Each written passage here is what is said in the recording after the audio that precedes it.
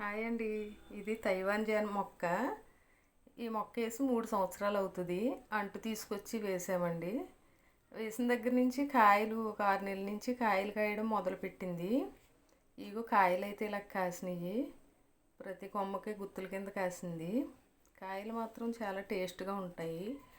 ఎప్పుడు కాస్తుంది కానీ ఈ సంవత్సరం మాత్రం ప్రతి సంవత్సరం కన్నా బాగా ఎక్కువ కాసింది. ఇగో ప్రతి కొమ్మకే కాయలు ఉన్నాయి.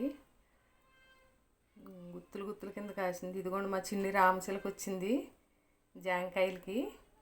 అదిగో చూస్తుంది, కాయలు కోస్తానంటుంది వెనకాల. అదిగోండి మొత్తానికి కాయ పట్టుకున్నాడు. అదిగో కోస్తున్నాడు. అది కష్టం మీద కాయ కోసేసాడు. అదిగోండి కాయ కోసాడు. ఇంకా కోస్తాడండి. అదిగో చూస్తున్నాడు, ఇంకా కోస్తాడంట. అదిగో చూస్తున్నాడు. ఇక పైన కూడా అలా కాసినాయి. ఇక ప్రతి కొమ్మకి కూడా కాయలు చాలా బాగా కాసినాయి. కాయలు టేస్ట్ బాగుంటాయి. ఇంకా కోస్తానంటున్నాడు. దింపేశాను.